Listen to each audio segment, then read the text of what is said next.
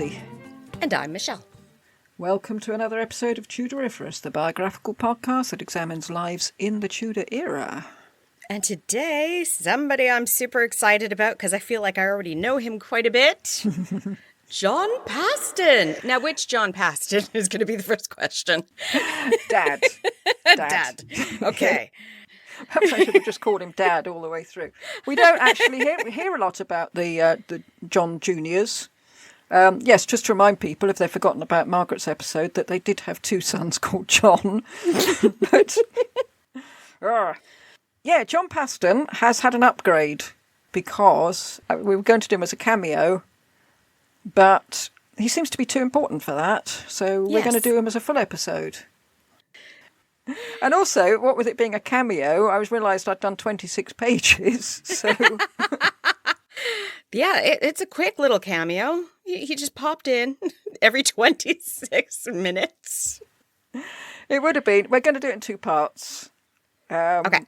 Because it's bloody long, that's why. It sort of got out of hand, as these things are wont to do these days.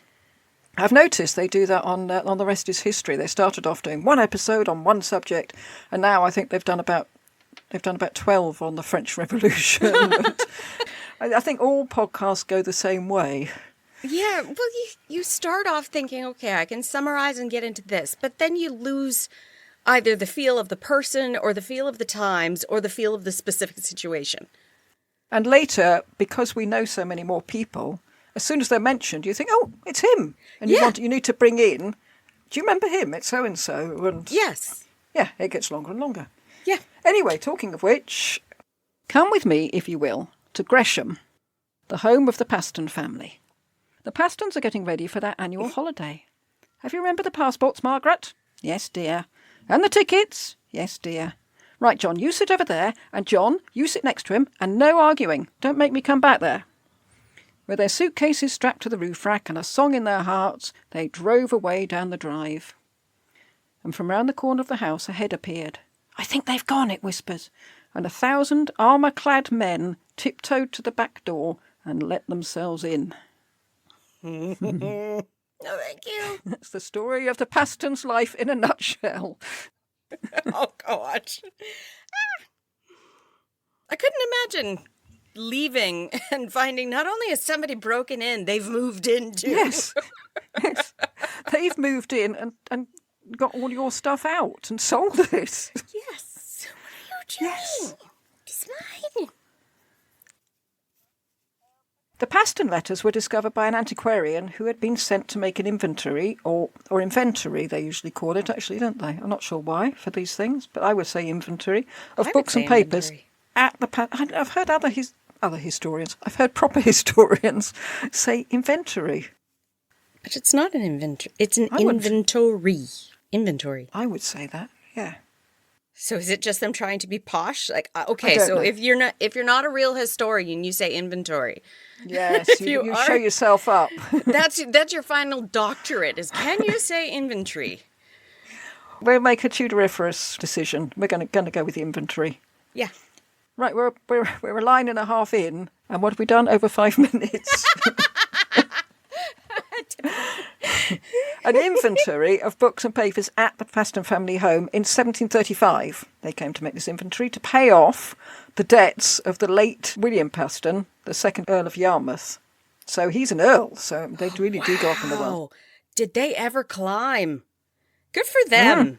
Although not all of it was all that nice. If you keep reading the Paston letters in the next generation, it gets nastier and nastier. It's like, This one's pretty awful, I think, but, well... The wives always seem lovely, though. Yes. John's an interesting character. As you say, you really do get a feel for him. Quite a prickly person. Not a people person at all. Anyway, there's an amateur historian called John Fenn who took it upon himself to collate and transcribe the letters, which was no mean feat. They were stored in a number of sacks, and they weren't all dated. And those that were dated used the liturgical calendar. If you pick up any books of the collections of the Paston letters, they all say this is to the best of our ability for dating, because you have no idea. They go based on little things that they mention, like a certain earl doing this. Well, then they go find who that earl was, and they're like, match it up with that earl doing this, and okay, it's this sort of date. Yeah, well, it said that it took John Fenn 3 years, and I thought, only 3 years? Yeah, that's like no time at all. Yeah, but the book implied it took 3 years. It's like, no. No, Right. that's super fast. When they were published, they were sold out immediately, and everyone was talking about them. I see why.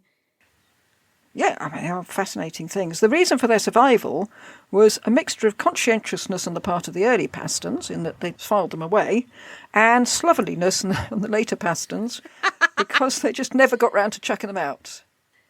Thank you. Yes. Now I've got an excuse for my slovenliness. I don't have to clean that up. Just put it in a box. The collection consists of over 1,000 letters covering 70 years. I mean, that's it. You think, only 3 years to do all that. There were more, but some of them got damp. I expect probably mice had got to some of them. Yes. But yeah, as we saw with Margaret, it's easy to get a really in-depth feeling for the lives of this family. Yeah. And for some of them, fall in love with them as they go through their trials and tribulations and their efforts to fix things. I like Margaret. Yeah. I thought she came across as being a very sensible, very pragmatic, a very put-upon wife. Yes. But again, she wasn't very nice to her own daughter, so... She wasn't nice to her own daughters. She obviously loved her sons, but she found them hard-going at times. They are hard-going, though. They really are. I feel for her. It was just little Walter she liked, and he died of plague. That's why she liked him. He didn't cause her Probably. any trouble. Yes. He didn't have a chance. Well, that's morbid. Okay. But it is like a soap opera. I mean, we're talking about these people. I was going to say as if they're real people. Obviously, they are real people, but they're also characters. Yes. Characters in both sense. I mean, you love them and laugh at them and laugh with them and grind your teeth at them.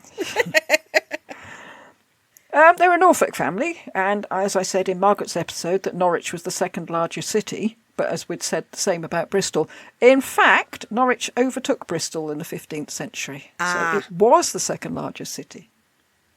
And I felt that poor John came across as a baddie in Margaret's episode, since Yes. we were left feeling their lives would have been a lot easier if he hadn't insisted on that Fastolf legacy. Yeah. But in this episode, we discover how intolerable pressure might have pushed him into, either falsely or genuinely, we just don't know, claiming the properties of Mr. Fastolf. And as we'll see, he played the situation really badly.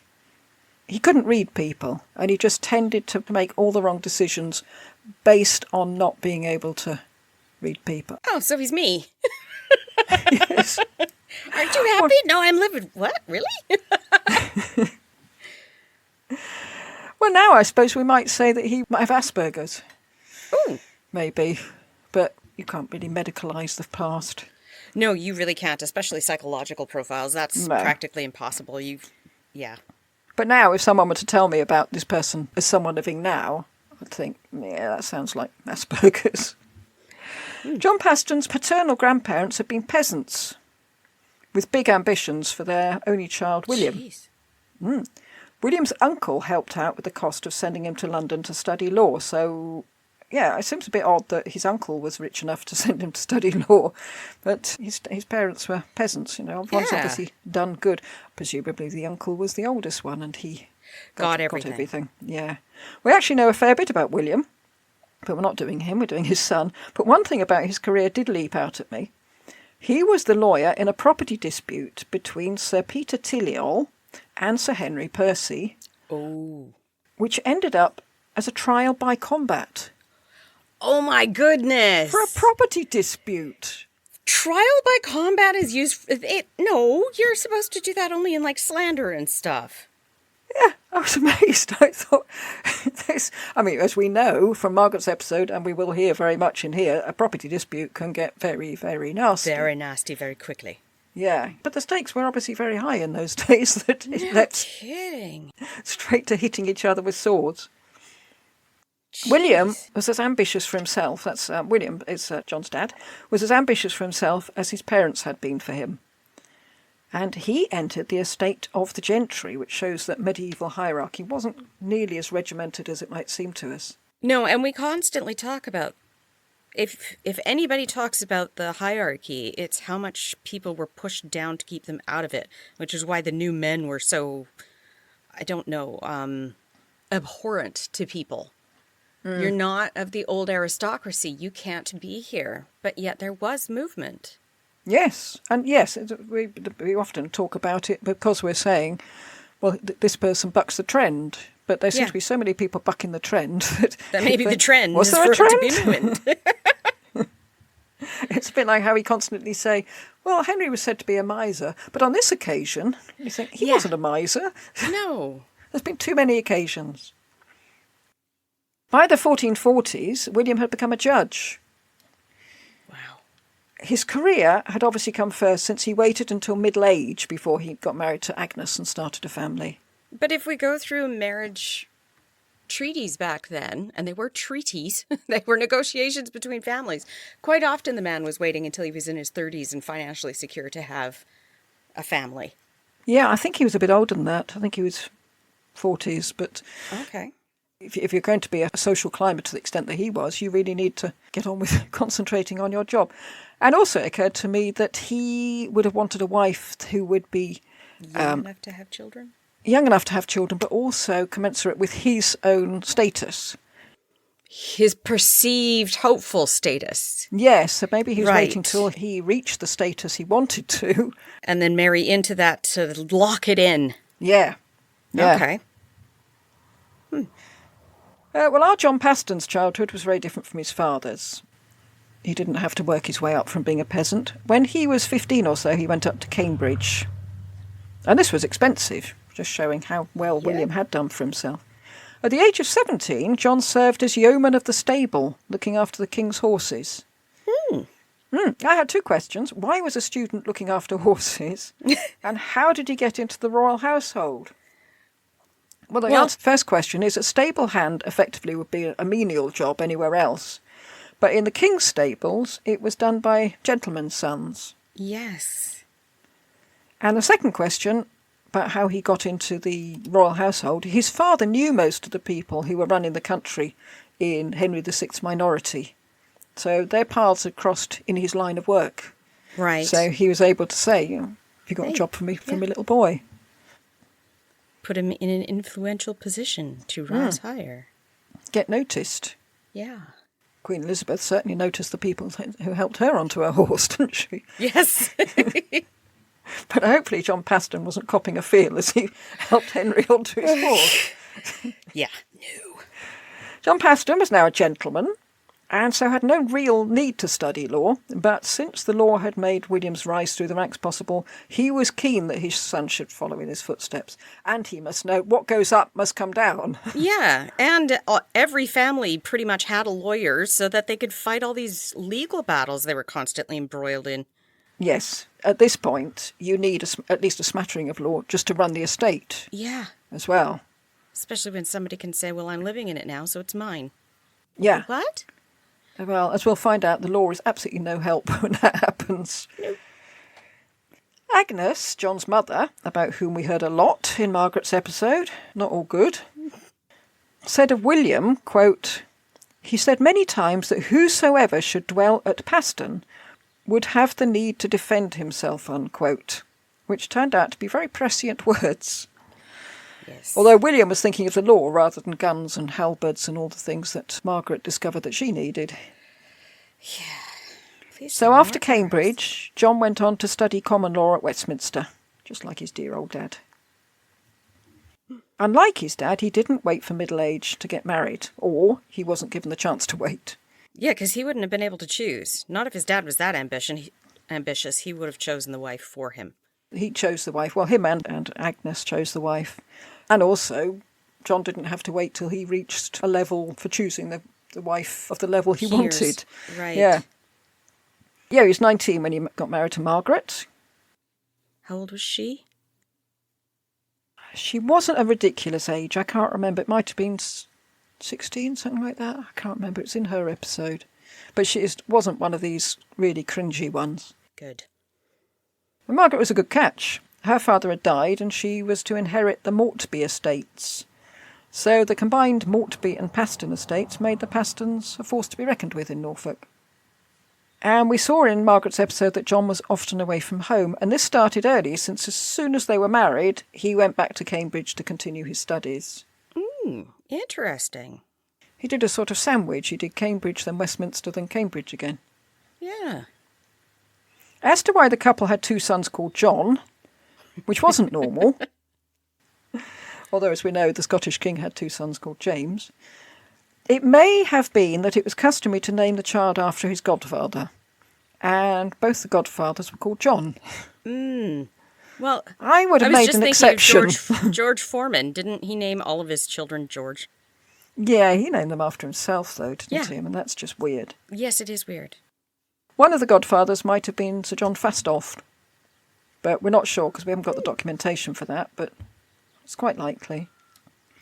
We called them older son John and younger John's son in Margaret's episode, which I shall continue to do, but Margaret didn't do that. In letters, she called them both John Paston. Oh, yeah, that'd be even harder for somebody determining who was talking to who. Definitely. Yeah, sometimes she mentions both boys in the same sentence and calls them both John Paston. It's almost worse than deciphering a code. Yes. In their letters, the boys signed themselves John Paston the elder and John Paston the younger. Oh, well, at least that's nice. I But then it suppose makes so. you think of the father. John Paston the elder should be... The much elder, I suppose, yes. Yeah. But it's also formal that you realise that Maximilian signing himself Maxie is an so aberration, unusual. really, isn't it? Yes. Yes. The younger John did once sign himself John of Gelston, What? but that was a special code warning of danger. Everybody seems to have these secret names. We wondered why Margaret might need to borrow money from her friend, Elizabeth Clear, since they now had so much land and seemed to be pretty wealthy. And it turns out the rents from the land were paid seasonally, on Lady Day, I presume on Lady Day, and as it got near rent day, Margaret complains that she only has a few shillings left and owes a fair bit. Ah. So rich people's cash flow was just as cyclical as that as peasants. It would have to be if everybody gets paid the same way. Yeah, Yeah. Same way, same day, yes. In August 1444, William died. And we heard last time there was a little bit of bother about his will. And here it is. He was in a dilemma. He had 5 children, including a little toddler. To maintain the status of the family line, it made sense to give the bulk of his money to John, the eldest. Primogeniture. Yeah. But how could he look at little Clement in his chubby little face, knowing that he wasn't going to be properly provided for? Please tell me that the older John doesn't put him into like some sort of orphanage and stops looking after him. I said he was prickly. I didn't say he was evil. Okay. And it wasn't just sentiment on William's part, it was practicality too. If the 4 youngest Pastons didn't have enough money, they might drag the Paston name down, and William had spent his life dragging it up. Right. Okay. In his will, he left a large share to Agnes. Her own estates that she brought to the marriage, obviously, plus the ones around the village of Paston itself. Oh, now there's a village of Paston. There's a village of Paston, but the Pastons are named after the village. We'll see this see this later. It's not like an old family where the Village takes their name. Yeah. Okay. The 3 younger boys would also receive estates and funding for them to study law. For his daughter Elizabeth, he left £200 for her dowry, on condition she married a man chosen by, or at least agreed to, by her mother Agnes. Oh, dear. Yeah, well, we might listen to Margaret's episode to remind you what happened there. Agnes is not a nice person. No. For John, the only estate specifically given to him was Gresham, where he'd been living with Margaret and the boys. And he was also to get anything that wasn't specifically given to anyone else. So that was three estates, including East Beckham, which William had taken from 2 men, Edmund Winter and John Marriott. And I'm not sure if he took them or took them back. It's hard to tell. Took them. could well. But East Beckham comes back into our story. He also put money aside for the usual prayers to get him through purgatory. That will was dated January 1444, but a few months later, when he fell ill, William started having second thoughts. The two youngest boys wouldn't be able to live on what he'd left them, and he didn't want to leave them, well, destitute, but it wouldn't be actually destitute, it just wouldn't be a Paston level. And perhaps he decided that those 3 estates should go to the 2 youngest sons. Well, he was ill, and he died before he had a chance to get this written out properly. But as Agnes reported that he said, quote, "Whatsoever come of me, dame, I will you know my will," unquote. Will meaning intention, not the written will, unfortunately. Yeah. And I presume he must have been incapacitated, because a lawyer would surely have known that a verbal will isn't worth the, well, it's the worth paper as it's much not as what it's written on. Yes. But now John had Gresham and not much else. Agnes's report of this deathbed scene got a bit confused, but she was telling the story 20 years later, and I don't think I'd be particularly accurate if I was telling something that happened 20 years earlier. At one point she said that John was there and talked it over with his father. Another time she said she told him about it later. Her daughter Elizabeth said John wasn't there. So, but when John did hear about the last-minute change, he was furious. And I got the distinct impression he didn't believe his mother and felt that she was prioritising the younger children. Ah. The relationship was pretty ropey at the best of times. Yes, it was. She was not nice. We keep coming back to that. She wasn't nice, he wasn't nice. Yeah, if you're both not nice people, it's not going to go well. Somebody needs to be nice. Well, I think Margaret was piggy in the middle, wasn't she? She was the nice one, stuck in the middle between them. Wishing her father had never broken this. Yes, and she's... Yes. Thanks, Dad. John said that the 3 estates were his. But the legal aspect was even more confused, since they weren't mentioned by name in the actual written will. I mean, that had been the point. He was going to get things which weren't officially given to anybody else, which seems a very vague point for a lawyer to put in his will. Yeah. And maybe it was a matter of, you can have them if we get them back, but I'm not going to write them in because we haven't got them at the moment. Maybe it was all a bit iffy that way. And you can understand why he was so cross. Out of all the siblings, he'd now done worse as far as land was concerned, and he was the eldest. Yeah. In Margaret's episode, we heard about this from Agnes's side when she complained that he took the deeds without telling the rest of the family, and she felt that he was depriving his siblings. But from his point of view, how was he to continue the Paston line with so little to show for it? Yeah, especially if his father wanted him to keep raising. Yeah, awkward. Very awkward. And also, if he didn't trust what his mother had said, he must surely have felt that he was doing what his father had really intended before his mother stuck her oar in. Yes. Mum, shut up. Yes, keep out of it. It wouldn't help the Paston family as a whole if he couldn't keep up appearances. And Agnes said he never had kind words for her again. But if he felt that she ganged up on him with the rest of the family to deprive him of his rights, it's no wonder. Yeah. Also, it might have put into his head that being at the bedside at the moment of death and claiming that someone had changed their mind at the last moment might be the way to go. To cap it all, just a year after William's death, Winter and Marriott won the court case to get East Beckham back. So that was the first of their estates to go. To show how precarious John's status was, there was an argument between the Pastons and John Wyndham, who we've come across before.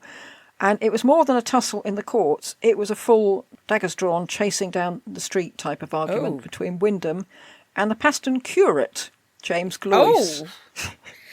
What is it with you churchmen? Peace. I think the most violent people we've come across have been in the church. Yeah. Wyndham was also a self-made man, making his fortune in trade. This made the argument even more heated, since insults were being thrown about the origins of both Wyndham and the Pastons. Oh, jeez. And neither of them, given their antecedents, could let it go. No. Margaret sent Gloyce to John in London, since he was so hot-headed he was just exacerbating the situation. one of these people who had to be held back. Get him out. Also, she was afraid for John's life since Wyndham was making all sorts of threats. And I would be too, because people follow through on those threats. They do.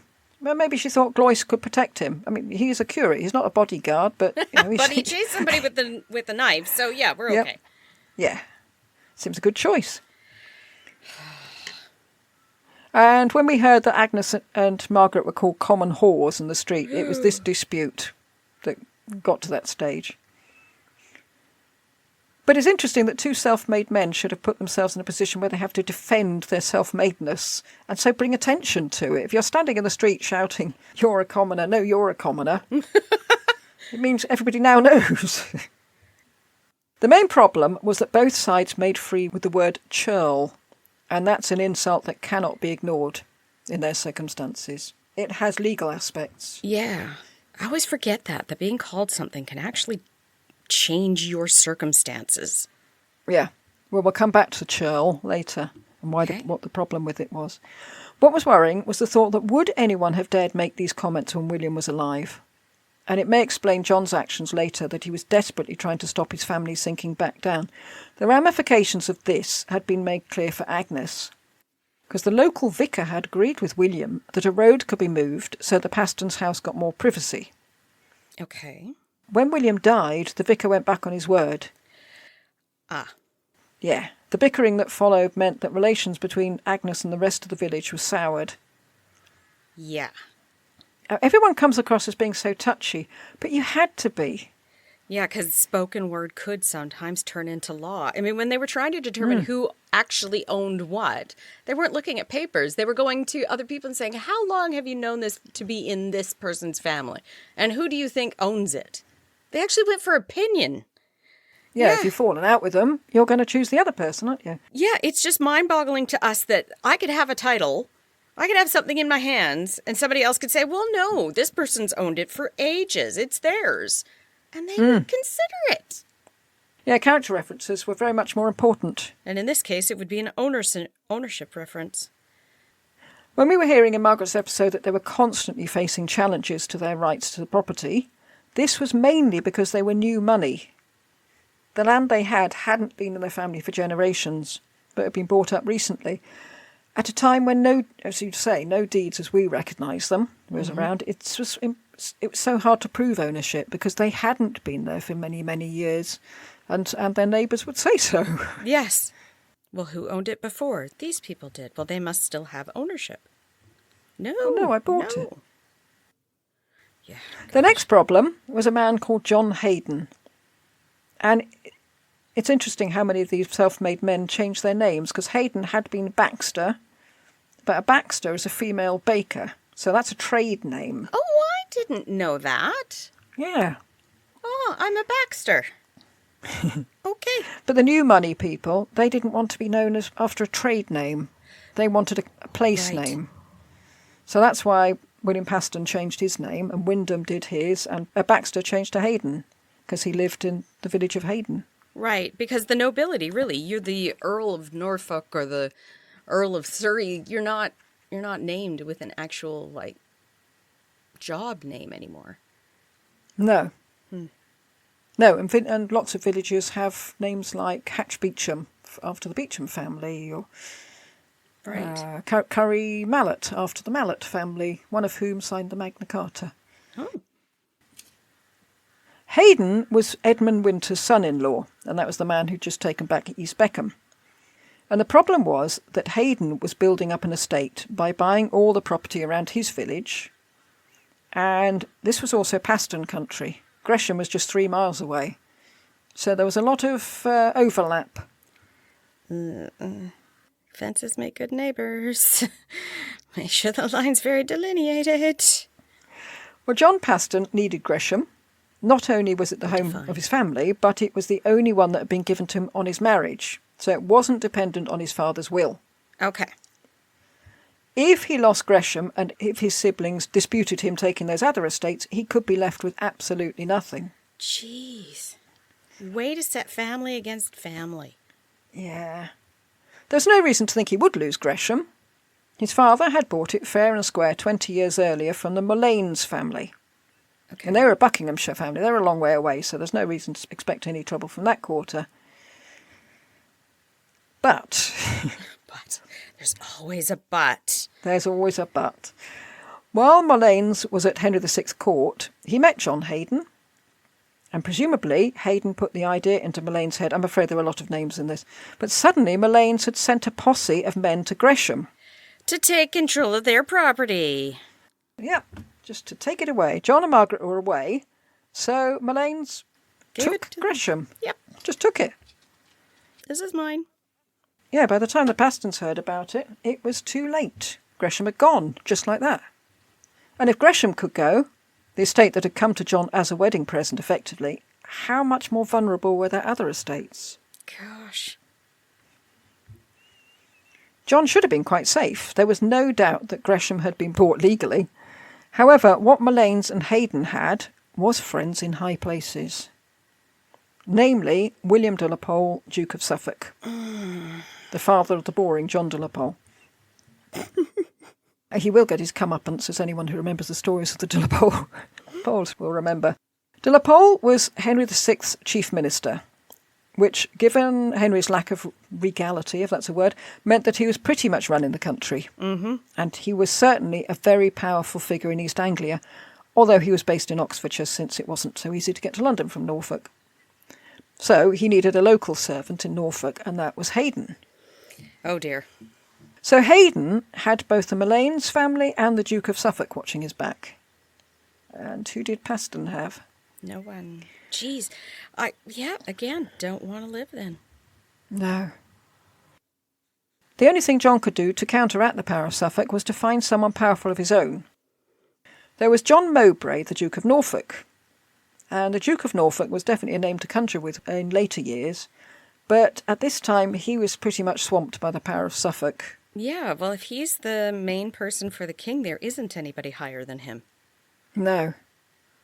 No, it's a horrific situation to be in. Mm-hmm. The other person says, well, I've got de la Pole on my side. You say, oh, great. Great. Yeah, I'm over. It's over. Yeah. Just give up now. Give in gracefully. Go buy something else, if you have money. Well, given that the king was Henry VI, what John needed was someone in the royal court who could have a little chat with Henry about the situation. Though obviously not anyone with connections with William de la Pole.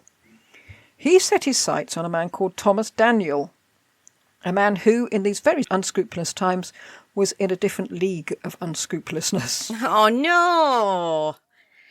An example, he betrothed his sister Elizabeth to one Henry Woodhouse. Not Woodpile? Not Woodpile, not Woodlouse, Woodhouse.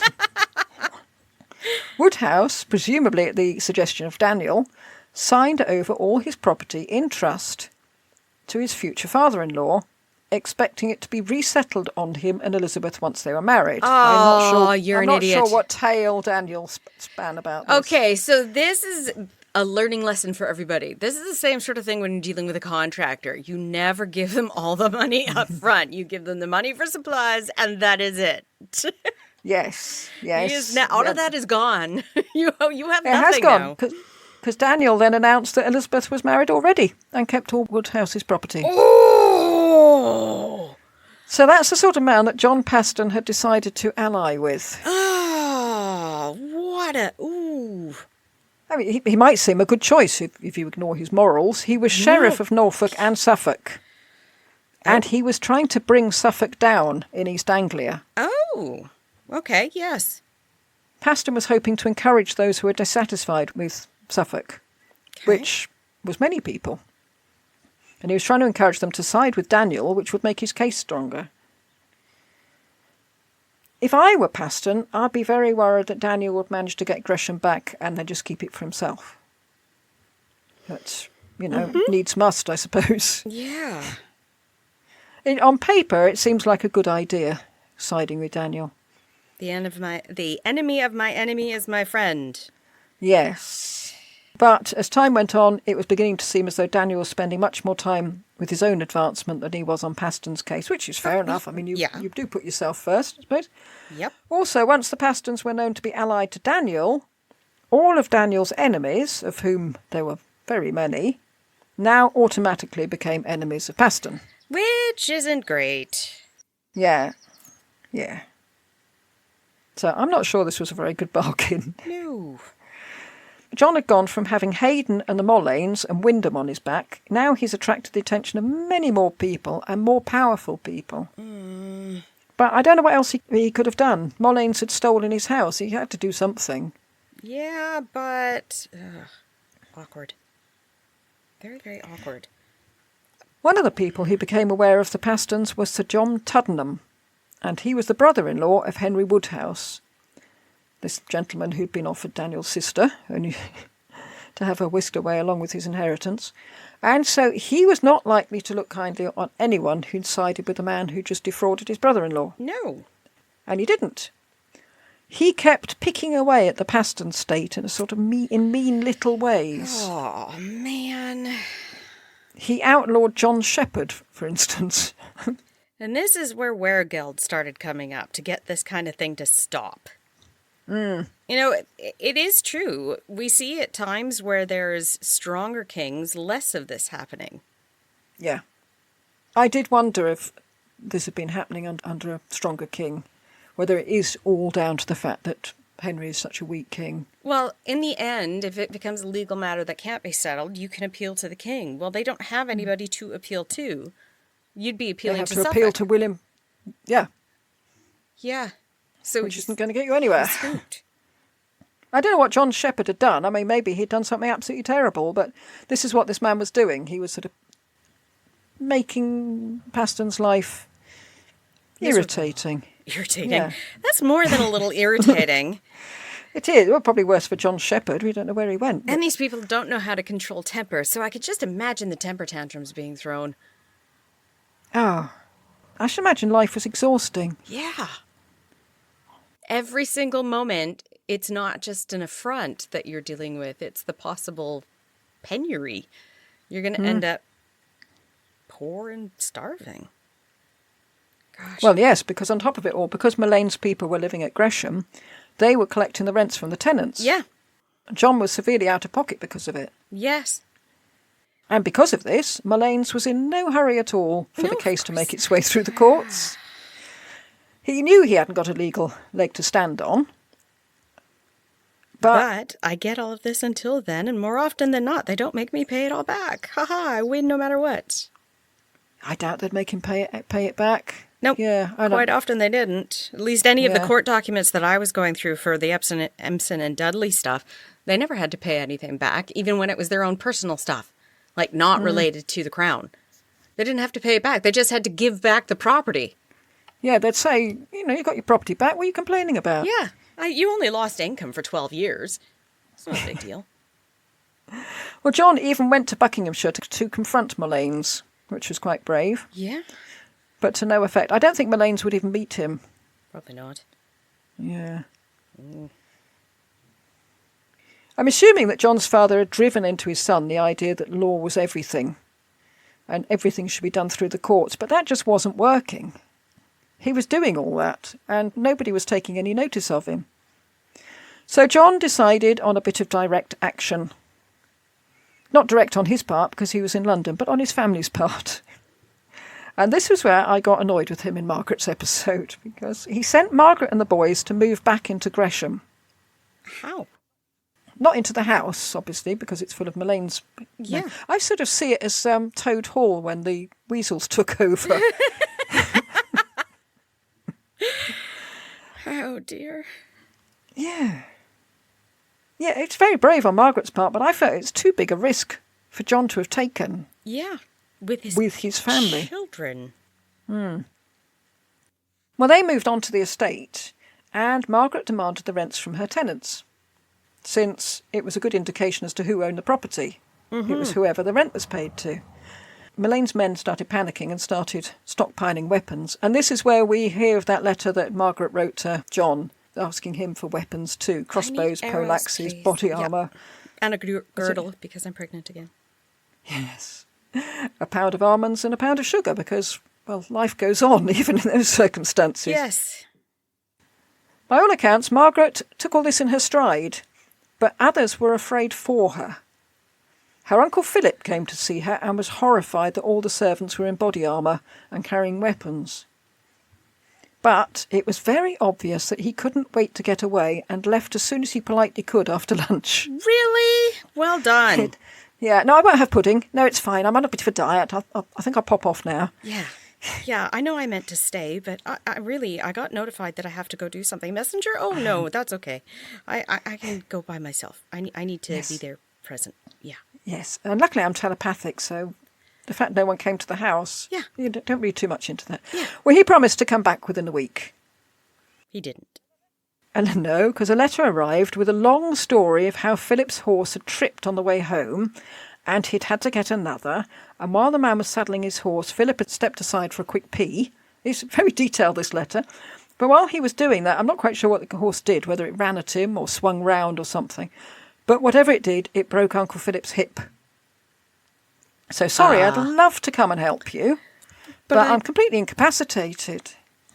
And possibly gonna die. That's a big break. It is nasty.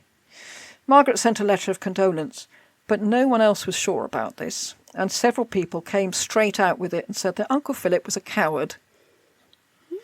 Gloyce, that hot-headed curate who got into the street fight with Wyndham, wrote to John, quote, "I know well it was not so, since Philip has been seen in Norwich hale and hearty," unquote. Wow. But Gloyce told John not to tell Margaret since she was the only one who'd believed this ridiculous story, and he didn't want to upset her. Aww. Yeah, that's quite nice, I think. Yeah.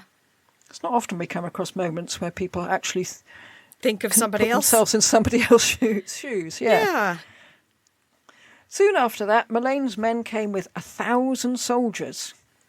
And that number came from John's petition to Parliament, by the way, not from Margaret. And they threw Margaret off the premises. Gosh. And this was horrendous for Margaret and her household, but it did have the benefit that now Maligne's had overstepped the mark. Right, he had used actual force. Yeah, John was straight onto this, taking him to court for assault and seeking the help from John de Vere. I'm not quite sure why he didn't go for John de Vere first rather than Mr. Daniel, but we know this John de Vere, it's not the one we did, it's his dad.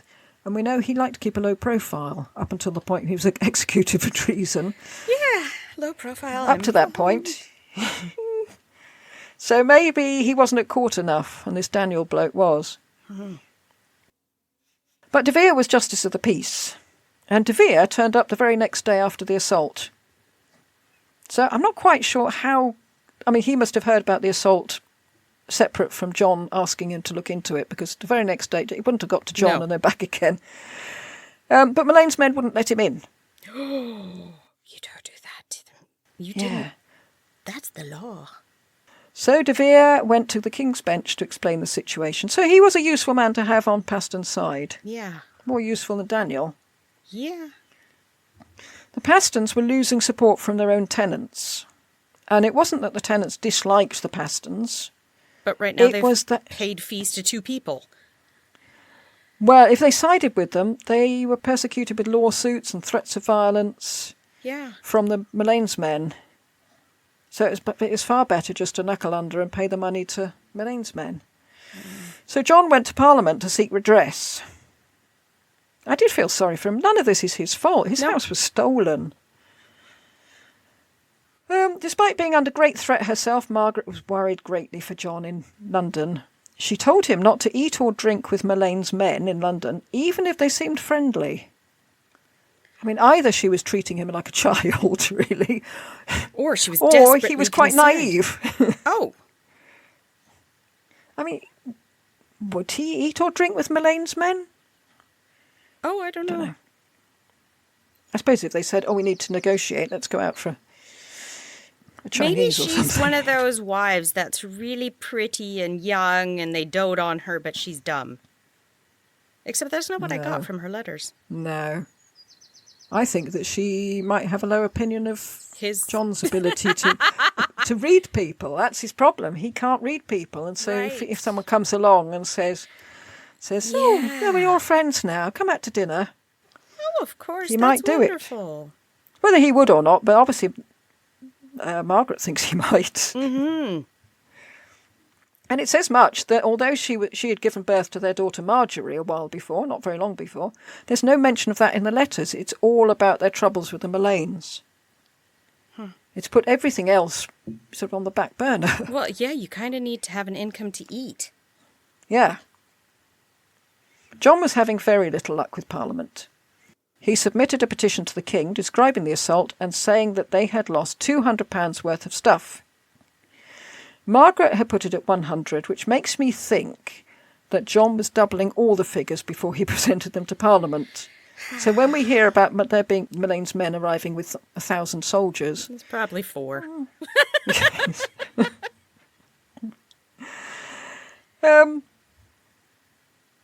But the problem they hit was that to make charges against the men who attacked Margaret, the courts needed their names. But they weren't local. No one knew who they were. We came across that in the episode with Margaret Cabell and the women who were abducted for marriage. Yes. The Pastons were very worried about losing their other properties because, if Gresham could be lost so easily, there was nothing to stop anyone moving in. Yeah. They couldn't be everywhere. No, and that's the thing. You moved from house to house. You were leaving all but one house unoccupied for most of the year. Yeah, and Agnes was in the midst of a lawsuit with a friar who's claiming her property.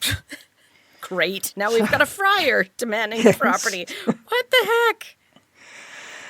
John's brother Edmund died suddenly after a short illness at the age of 25, which is sad. But his will, which he'd written there and then, so he must have had a very quick illness, he just quickly jotted down a will. He didn't want to be bothered with worldly things now, he said, because he was so close to death, so John could have everything, which was wonderful for John. I mean, he must have been so pleased, not about the death, but about the will. And he certainly made sure that Edmund had a magnificent gravestone as a little thank you. But really, in effect, it's just more property for John to try and protect. Oh, gosh. I mean, it's good to have it for as long as you have it. As well as Gresham, he was having to fight for another property, Oxnead, through the courts. But nothing seemed to be helping. Margaret wrote to him, and see if you can decipher what she's getting in this very convoluted and diplomatic message. Quote, "Folk that be your right well-willers have counselled me, that I should counsel you to make other means than you have made, to other folk that would speed your matters better than they have done. Okay. That you have spoken of thereof before this time," unquote. In other words, you're talking to the wrong people about the wrong things. You need to talk to somebody else and say it this way. Yeah, everything you've done so far has been wrong. But how can I put this without hurting your feelings? Or getting an abusive letter back? How about taking some advice for a change? I think she's really saying. Don't just go your own way all the time. Some people have some good ideas. And John was hardly going to take kindly to that, especially since those people who had counselled her to counsel him were saying to try the Earl of Suffolk. Really? Lived in a poll, yeah. As she said, quote, "At least while the world is as it is," unquote. Because he's in charge, he's the only person that can really help if he's willing to listen to you. There's no point picking away at the minnows, even if they're, pretty big minnows. Yeah, the pike's going to come up and eat you. Yes, there's always a bigger fish. Well, this seems to be counterintuitive, since he was Hayden and Mullane's patron, his two enemies from earlier on. But the idea was that if John put himself in Suffolk's hands, would Suffolk then move against him? He might have felt compelled by feelings of chivalry, at least to bow out of the dispute rather than taking sides with Hayden and Mullane's. Okay. I mean, it may be that Margaret's being a bit naive here, but Margaret felt that Suffolk couldn't understand the situation properly for him to have taken the side he has. If only someone could explain it to him, he would understand that Mullane's was in the wrong. Yeah. I think it's desperate measures. I think so. Desperate times. I cannot see this working in any way, shape, or form because you're basically telling Suffolk, hey, you were wrong. Fix it. Yeah. And that's not going to be taken kindly. But nothing that John's done so far has made any inroads into this at all. True. So Margaret's just saying, just do something else? Anything? What Suffolk would have done, we will never know, since he had other things on his mind. Joan of Arc had just turned the 100 Years' War into France's benefit, and England was losing left, right and centre. Suffolk was sent over the Channel to make peace and arrange a marriage between Henry VI and Margaret of Anjou. So he certainly had no time for piddly little property disputes in Norfolk. Mm-hmm. Then he was accused of treason and impeached. Oh, dear. Then he was pardoned and took a nice pleasure trip across the English Channel, and then he had his head hacked off. Yep, on the ship. Yes. So that was that as far as the Pastons falling on the mercy of the Duke of Suffolk went. Yep. Yet another failure. But Suffolk's gone. True. So there was an opening in the political pantheon for Norfolk. And typically they do everything the opposite of their predecessor, especially if they've been executed. Yeah. I thought for a minute, hang on a minute, what do you mean if they've been executed? If the previous person has been executed, Yes. yeah. Sorry. But at least now there might be someone that Paston could go to who might be able to champion their cause. Mm-hmm. If Norfolk's now rising, Norfolk wasn't his only possibility. John also sent a petition to the Archbishop of York, John Kemp, and Kemp was very sympathetic to John's plight and wrote to Maligns. But, didn't happen. Great. Nothing happened. He's written to Maligns, but he was hardly going to give it his full attention. Nope. And the Jack Cade rebellion had just kicked off, so as far as he was concerned, England was going to hell in a handcart. Yeah, so the whole place is going crazy. There's always other things. John's lawyer, because he didn't do it all himself, confusingly called James Gresham, made a suggestion to John. And you know how much John likes advice. Suggestions? Oh, yes. Give up campaigning to get your estate back, since Maligns will only delay any legal proceeding indefinitely. Instead, rely on the General Judicial, Commission that had come in the wake of the Cade Rebellion, and which was looking at general disorder. That way, John could report Maligns as being part of that disorder. Okay.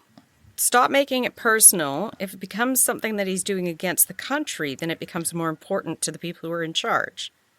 Well, yes, because we saw in Mr. Tiptoft's episode the Oye and Termine commissions. Yeah. Of which Mr. Tiptoft was part of it. Who really shouldn't have been. No, but there was somebody worse. What was it? Oh dear, what's happened to my mind? The same thing that's happened in mine, because I'm drawing a blank. I know who you're talking about, but I can't find the name. Editing Lucy here. It was the Earl of Shrewsbury who was the worse thug than Mr. Tiptoft. That was his lawyer's suggestion, but as we said, he doesn't like suggestions, and he dismissed the idea completely. What is the point of hiring somebody to give you advice if you're not going to listen to the advice? Yes, this is why I feel that John's character really comes through. We've all known people like this that stubbornly stick to their own opinion. But his opinion was Gresham was a Paston property. They had a right to it. Why should he step back and let Maligns get away with prevaricating? Yeah.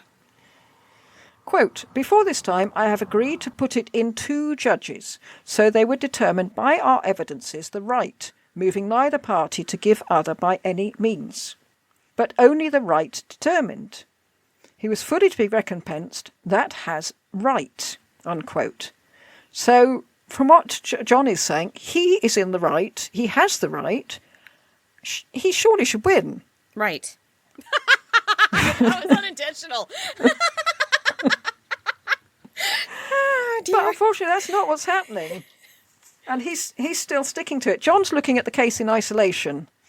And the lawyer is looking at the wider political situation. Yes. He's thinking, none of these people have got time to look at your case. Personal problems. So let's turn it into a legal issue for the country and it will be taken care of. You have a better chance. Saying, but no, I'm in the right. I get you're in the right, but you're not going to get anywhere unless you make it somebody else's interest. Yes. Yes. He just couldn't see it, I don't think. He couldn't see beyond his own rightness. We won't go through that again. Yes. I don't know what's happened to my vocabulary today. I can't think of anything. It's on hiatus. Yeah. John insisted his lawyer went to the Chancellor and demanded a special commission for his case. And as Gresham had feared, the Chancellor said no. There was just too much else going on and John would have to wait his turn. Obviously, while he's waiting in turn, Maligne's men are taking his rents. By September, the commissions of Oyer and Termine had reached Norfolk. And fortunately for John, years of hostility against Hayden and his father-in-law, Thomas Tuddenham, poured out from the people all across Norfolk who had every reason to resent them. So as soon as these people turned up and said, well, what do you think about everybody went, so-and-so? Yes, it was at last I can speak.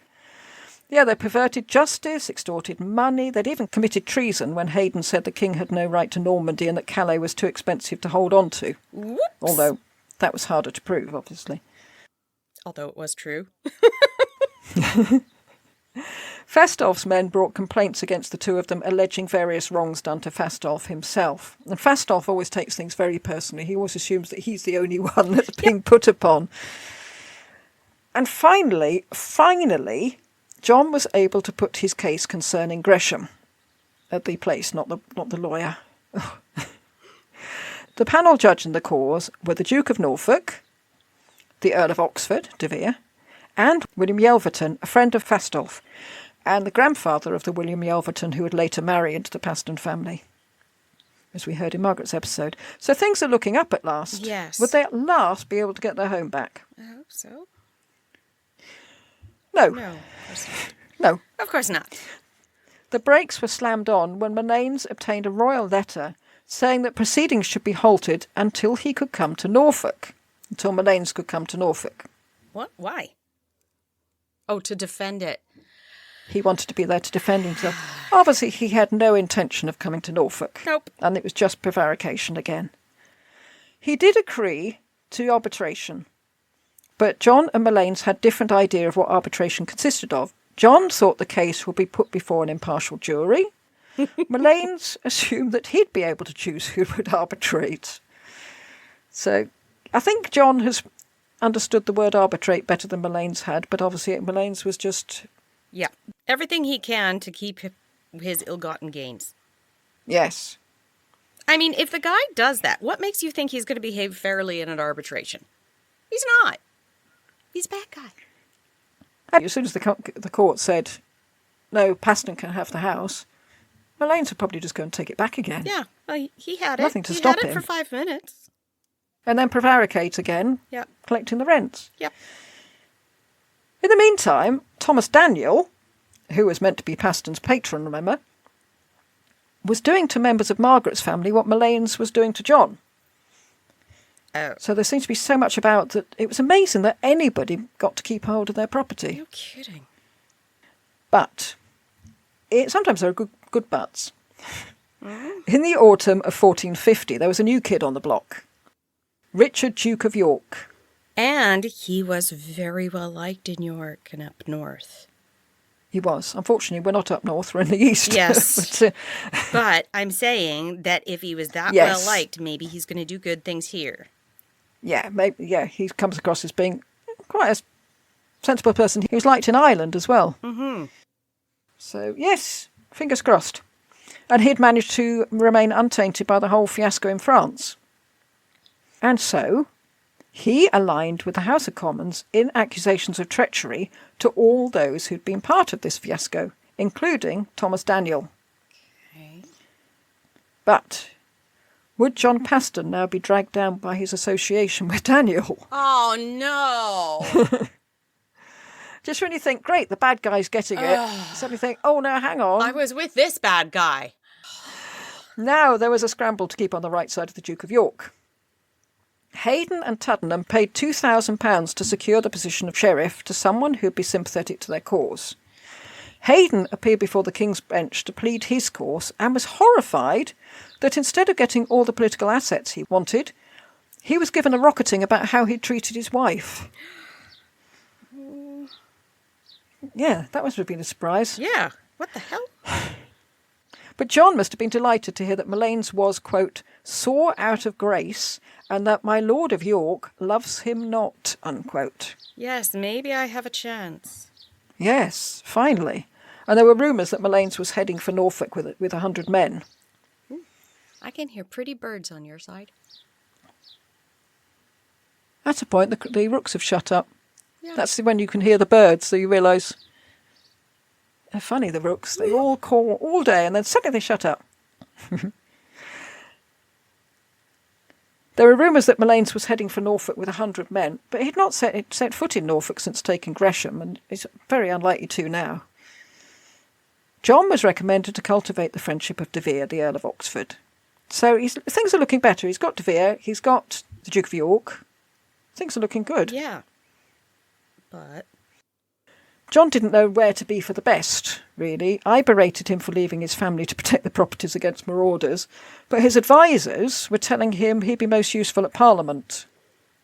yeah, with the law, become prominent and people will take care of you, kind of thing. Or If you're not there constantly making yourself obvious, Yeah, standing in front of somebody and saying, this is what's happened, if you go back to Norfolk, they'll forget you. out of sight, out of mind. Yeah. Yeah, true. Awkward. Quote, the Lord Maligns had language of you in the king's presence.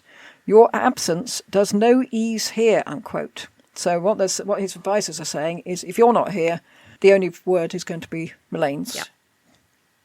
You need to be here to put your point of view. But on the other hand, Yelverton and Fastolf were telling him he ought to be in Norwich to appear before the commissions. And Yelverton was sitting as judge in the hearings, although John's opponents had tried to get him moved. And I'm not surprised, because his bias is very obvious. It's just lucky for the Pastons that he happens to be biased to them for once. Mm-hmm. In fact, it was so obvious that Fastolf sent a bodyguard to get him to and from the court unscathed. The judges this time were to be Yelverton, the Earl of Oxford, and Thomas Lord Scales. And there was a fear that Scales would side with Maligns. He'd spent much of the previous 30 years fighting alongside Fastolf in France, but he was related by marriage to the Maligns, so which way would he fall? And we've come across this man a few times. He was with Francis Lovell's father, taking over the Tower of London and spraying the good folk of London with napalm. Oh my! And the third member of this coven, this band of delinquents, was Lord Maligns. So. Hayden and Tuddenham were now under investigation for extortion, alleged by the good people of Swaffham. I'm not sure whether Swaffham's in Norfolk or Suffolk, but it's in East Anglia. Paston and his allies were trying to make it look as if all Norfolk was revolting against the pair. They were hoping that given the unrest, the powers that be might decide it was safest just to get rid of them. Otherwise, the whole county is going to be up in arms, and all they need to do really is get rid of these two and there'll be peace. I don't think it was strictly the case. The whole county wasn't up in arms against them. Most people hadn't heard of him, obviously. And most people just wished they'd all sort themselves out so that things could calm down a bit. And many people feared for John Paston's safety, not just Margaret. Quote, I beseech you beware to whom you show your letters. Let them be burned, unquote. But luckily for us, he did no such thing, because he never takes advice. No, ever. Thank you. That's one time I'm happy with that. But he had made very powerful enemies. But at least on the plus side, he now had powerful friends. Finally, in January 1451, the court convened. But Hayden and Tuddenham didn't turn up, and the hearing had to be postponed. Paston had always felt that he should rely on the law rather than trying to take Gresham back himself. His father had drummed that into him. But by January, he'd had enough. That's it. Yes, the worm has turned. He sent his servants back in to take Gresham. There's always somebody else, isn't it? I'm not going to do it myself. You over there. I've had enough. Hey, where's George? Get him to go do it. Well, presumably they had to fight for it with against Maligns' men. Mm.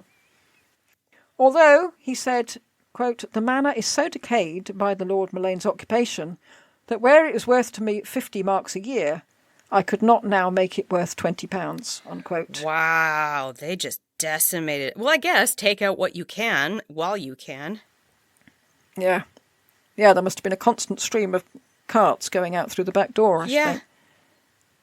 It wasn't long before Mullane was threatening again to come in person with 100 men to take it back. I mean, the fact he keeps coming up with 100 makes me think that 1,000 was way off mark.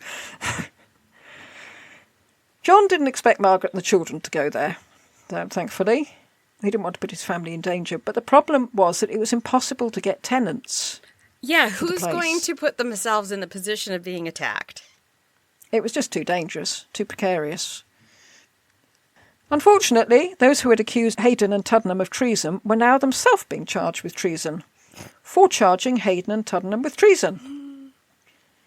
Hayden, this is bizarre, had been falsely accused of taking part of Jack Cade's body. What? I'm not sure what he planned to do with it, but now he was fighting back against that accusation. What, as if it's a relic? I suppose so. Ew.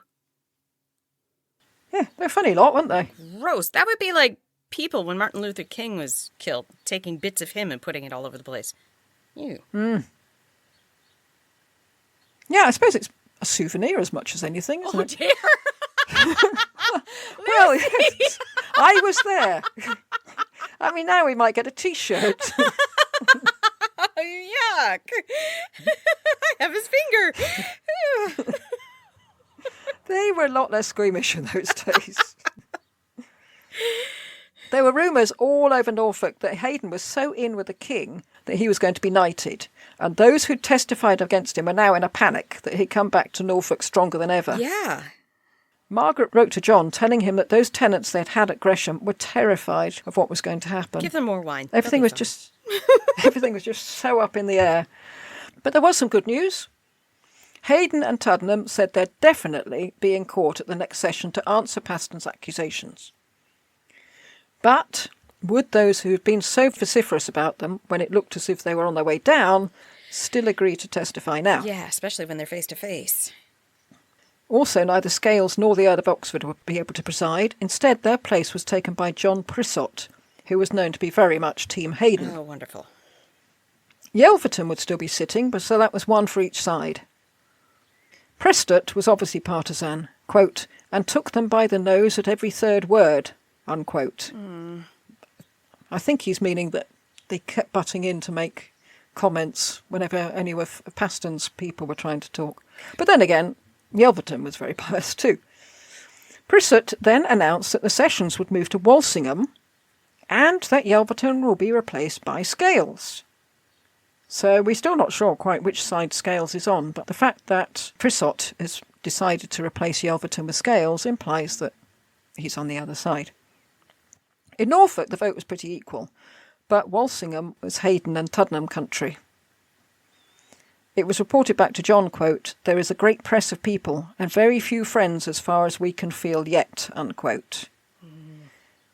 And even worse news, quote, "The sheriff informed us that he has writing from the king that he shall make such a panel to acquit the Lord Mullanes," unquote. Oh, no.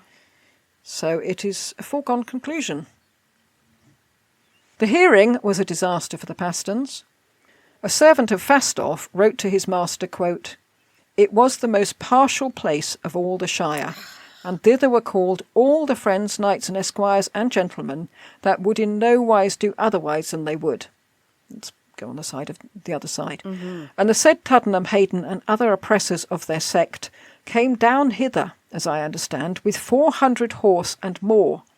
And considering how their well-wishers were there assembled at their instant, it had been right jeopardous and fearful for any of the plaintiffs to have been present, for there was not one plaintiff nor complainants there, but your right faithful and trusty well-willer, John Paston," unquote. Oh, dear. So John was in Walsingham, surrounded by his enemies. I can totally understand why everybody was so angry back then. Yeah. Talk about frustrating. By the time he got there, Mullanes had already been acquitted of entering Gresham illegally. What jury was going to go against a courtier of the king? Just wouldn't. The sheriff told John that his hands were tied, since the king had written to him telling him to acquit Mullanes. John asked to see the document and said, quote, "A man should get such one for a noble," unquote. And a noble was 6 shillings and 8pence. So he's effectively saying it's a fake. So the sheriff said, if that was the case, why didn't John get one? So he wasn't denying it was a fake.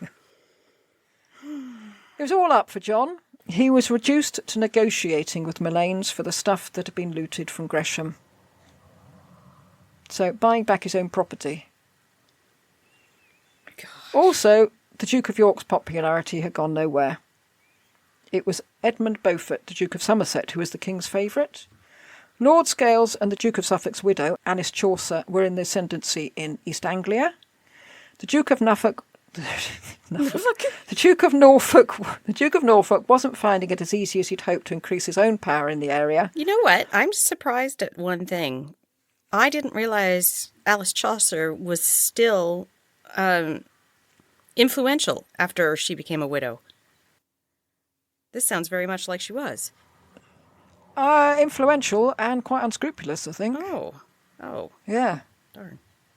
And also, with the Duke of Norfolk, it's beginning to look as if he'd changed sides. Oh, dear.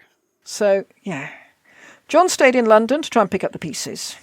And this was the time when Margaret went to dinner and wrote to John, quote, "They said they should all have been the merrier if you had been there," unquote. Although I can't imagine he'd have been the life and soul of the party in the circumstances. And then Margaret and Marjorie, their daughter, both became seriously ill. Thankfully, they both made a full recovery, but the Pastons decided not to live in Gresham. It was too dilapidated and too dangerous. They decided to move to Margaret's village of Maltby.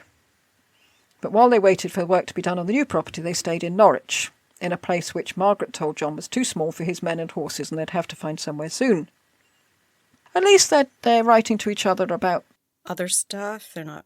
a DIY and house repairs, and it's not all battle. In the meantime, what of Thomas Daniel, the man with whom Paston had sided when there seemed to be no one else? Well, he was busy causing mayhem and misery in another part of the country in pretty much exactly the same way that Malaines had done with John, except with more violence. Daniel had moved into the estate of a friend of John's, and so John had felt he had no choice but to side with his friend. Because of this, John was beaten up just outside Norwich Cathedral. Holy cow! One of Daniel's men, quote, "smiting at me, while the other of his fellows held my arms at my back," unquote. Oh. And Daniel married into Norfolk's family, thus cutting off any hope John Paston had for any help from the Duke of Norfolk. So we did wonder why one of John's sons had been in Norfolk's employ when they were bitter enemies. Yeah. Spy? Well, they hadn't been. Oh, not yet. Yeah. I know we're all cringing and this is being horrible, so keep in mind one of his what's the opposite of an ancestor? Descendants. Thank you. Descendants. One of his descendants becomes an earl. So that doesn't always go bad for this family. We're having a heck of a time with words today. It's a catalogue of misery, this. If this was a soap opera, I think people would have turned off by now and think, oh, is there no jolly bits? What about just no one put on a panto at Christmas? Or is Margaret sleeping around with somebody else and that son isn't his? The second John isn't a John Paston at all. Something other than constant property disputes. Well, now Norfolk was siding with Daniel, and Paston was put in the position of having to be his opponent. John wrote to Norfolk more in bewilderment than anger, assuming he said that Norfolk could have no real idea of what was going on in this area, otherwise he couldn't act as he did. It's the same thing that John's thinking, but I'm in the right. I'm in the right. I'm in the right. He can't know what's going on. Yeah, he really believed that when Norfolk returned, he'd set everything to rights. A sort of Aslan character going into Norfolk, and suddenly it would be springtime. But he was sadly mistaken in his view of the Duke. Mm-hmm. Daniel's men then concocted a dastardly plan. Uh-oh. A man called Roger Church gathered men around him in a village called Postwick. Really? Another churchman is going to be like a gang member? He was accused of a fray, and he was arrested by Daniel's men, but he seemed to have sort of allowed himself to be arrested. He didn't put up much of a fight. He then confessed, but said he wasn't alone. Several other men were with him, including John Paston. Oh, was this a setup? Yeah, it's a set-up with Church, who's one of Daniel's men. They had the Duke of Norfolk's backing, since Daniel was a member of the family. And also, if they go to Norfolk and say, John Paston just attacked some of my people. The fact that John Paston had been beaten up outside the cathedral is neither here nor there. And Norfolk either believed it, or he really has gone over to the dark side. He sent a petition to the sheriff. Oh, man. Luckily for Paston, the sheriff was highly suspicious. Especially since he was having dinner with John Paston at the time of the offense. Yes. When was this? How did you... Really? You're in two places at the same time? You are a witch, sir. Well, the witnesses and those who had gathered with Roger Church, they were relieved to be able to tell the truth at last, but only too happy just to pour out their story and say, oh, we didn't want to do it. The sheriff sent a report to the king, and John travelled to London to be there when it was read out.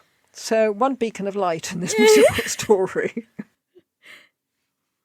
Now he was an opponent of the Duke of Norfolk, and that put him, by default, on the side of the Duke of Suffolk. Oh, gosh. So it shows how muddled it was. Yep. John was now on the same side as Hayden and Tuddenham, because they were on the side of the Duke of Suffolk. On the plus side, Lord Scales had been so shocked by the whole Roger Church scam that he became very much Team Paston. Okay. So the man who'd poured napalm on innocent passers-by was horrified at what Roger Church had been up to. We should say that napalm did not exist.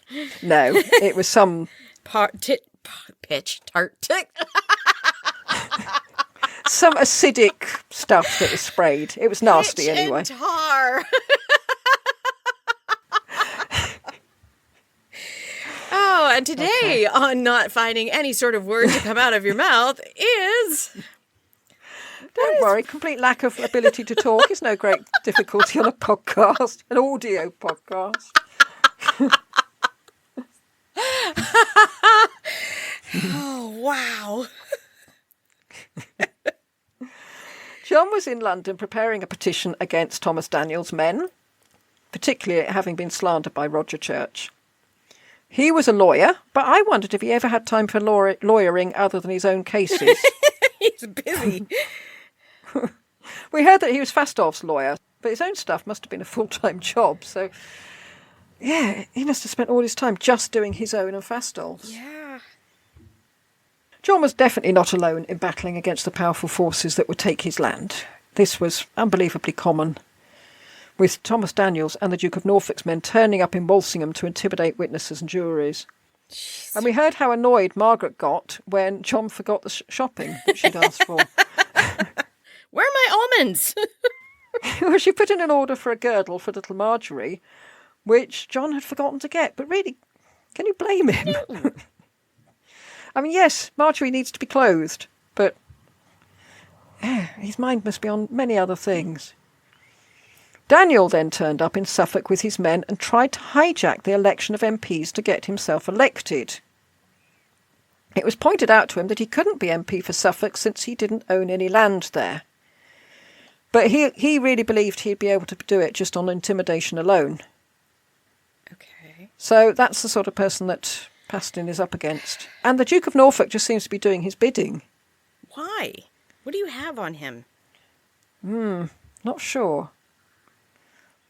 But for once, justice was prevailing.